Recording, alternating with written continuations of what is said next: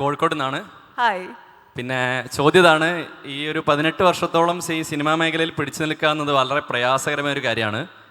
അപ്പം അതുകൊണ്ട് തന്നെ ഈ 18 വർഷത്തോളം സിനിമയിൽ നിന്ന ശേഷം ഏറ്റവും പ്രിയപ്പെട്ട കഥാപാത്രം ഏതാണ്?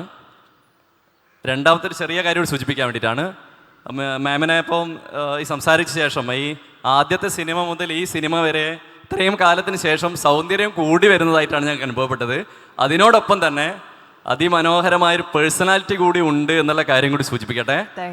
അപ്പം ഇതിനൊപ്പം ഏതാണ് പ്രിയപ്പെട്ട കഥാപാത്രം എന്നുകൂടി അറിഞ്ഞാൽ കൊള്ളാം. നമ്മൾ ചെയ്യുന്ന കഥാപാത്രങ്ങളെല്ലാം നമ്മൾ ഏറ്റവും ഇഷ്ടപ്പെട്ട് തന്നെ ചെയ്യുന്നതാണ്.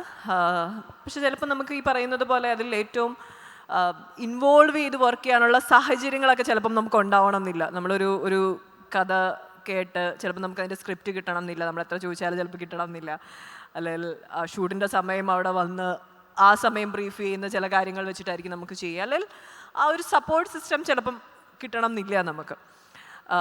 അങ്ങനെയെല്ലാം കിട്ടി ചെയ്ത കുറേ കഥാപാത്രങ്ങളുണ്ട്. അത് ഈ പറഞ്ഞതുപോലെ ട്രിവാൻഡ്രം ലോഡ്ജിലെ ധ്വനി ആയാലും, അല്ലെങ്കിൽ ക്ലീറ്റസിലെ ക്യാരക്ടർ, ഇപ്പം മോൺസ്റ്ററിലെ കഥാപാത്രം, അല്ലെങ്കിൽ ഈ വരാൻ പോകുന്ന റേച്ചൽ എനിക്ക് തോന്നുന്നു അതിൻ്റെ ഒരു ബിഗിനിങ് തൊട്ട് ഞാൻ ആ സിനിമയുടെ ഭാഗമാണ്. അദ്ദേഹം ആ ഒരു ചെറുകഥയാണ്, ചെറുകഥ നിന്ന് ഡെവലപ്പ് ചെയ്തേക്കുന്ന ഒരു സ്റ്റോറിയാണിത്.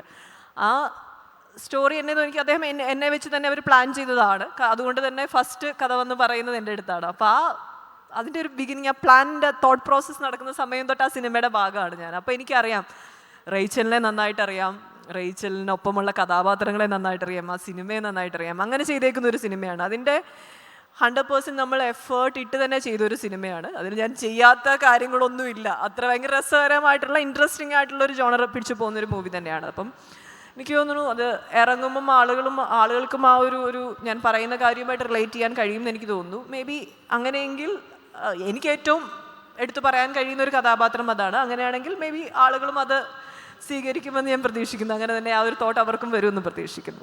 Thank you.